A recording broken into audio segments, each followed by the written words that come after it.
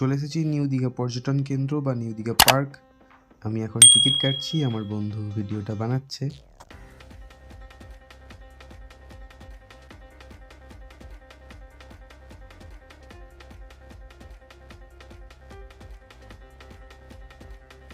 তো টিকিট কাটা হয়ে গেছে, কিন্তু কোনটা দিয়ে পার্কের মধ্যে ঢুকতে হয় বুঝতে পারছিলাম না, সেই জন্য লোক জিজ্ঞাসা করছিলাম।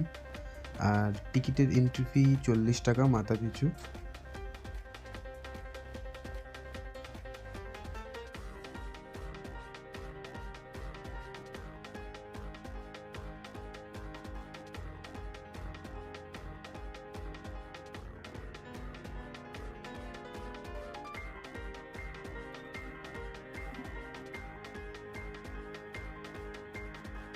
পার্কটা দেখে তো জাস্ট মন ভরে গেল, এত পরিষ্কার পরিচ্ছন্ন আর সবুজ সবুজ গাছ ফুল, খুবই ভালো লাগলো পার্কটা দেখে।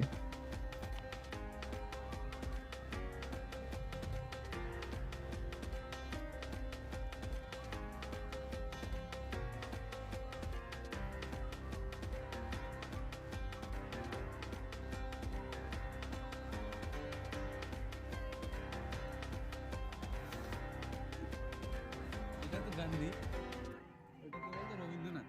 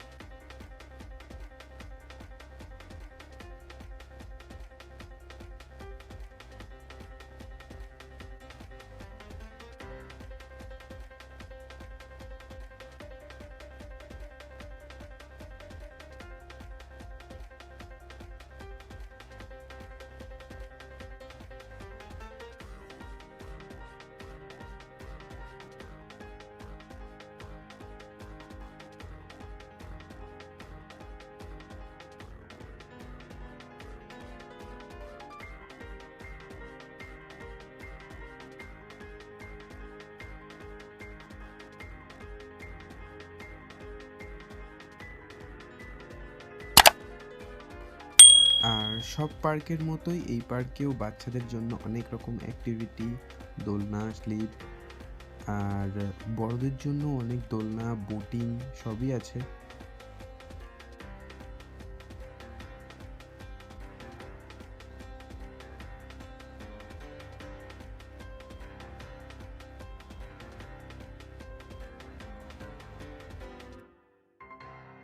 বড় কথা, এই পার্কে কাপল ছাড়া অ্যালাউ নেই। তো এখানে দেখলাম বড়দের জন্য যে দোলনাগুলো আছে সেগুলো সিঙ্গেল দোলনা না, সেগুলো ডবল দোলনা। সেই কারণেই হয়তো এখানে কাপল ছাড়া অ্যালাউ নেই।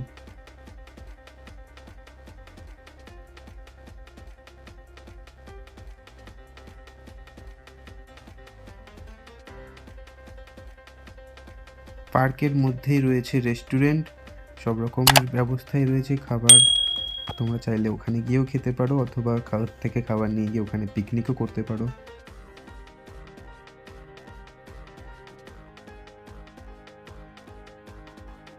বন্ধুরা, নিউ দীঘা পার্কটা অনেকটাই বড়, আর এতটা বড় যে আমি সবটা ভিডিও করতে পারিনি।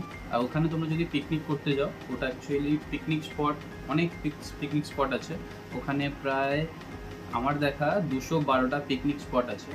তো তোমরা যদি চাও তো ঘুরে আসতে পারো। যদি ভিডিওটা ভালো লেগে থাকে তাহলে একটা লাইক, শেয়ার, সাবস্ক্রাইব অবশ্যই করে দিও। আর ভিডিওতে দেখানোর মতো সেরকম কিছু ছিল না, শুধু গার্ডেনই ছিল, আর কিছু ছিল না। সেই জন্য ভিডিওটা এখানে শেষ করছি। আবার দেখা হবে তোমাদের সাথে, চলো নেক্সট ভিডিওতে। নেক্সট ভিডিও আসছে আমার ছুটি পার্ক নিয়ে। তো আমি চাই যে তোমরা এই ভিডিওটা যেমন দেখছো তেমন ওই ভিডিওটাও দেখো। আর ছুটি পার্ক ভিডিওর মধ্যে এমন কিছু জিনিস আছে যেটা দেখে তোমরা খুব সত্যি হয়তো ভালো লাগতেও পারে, আবার এমনও হতে পারে যে ভালো নাও লাগতে পারে। তো চলো ভিডিওটা এখানে বন্ধ করি। আবার তোমাদের সাথে দেখা হবে ছুটি পার্কের মধ্যে।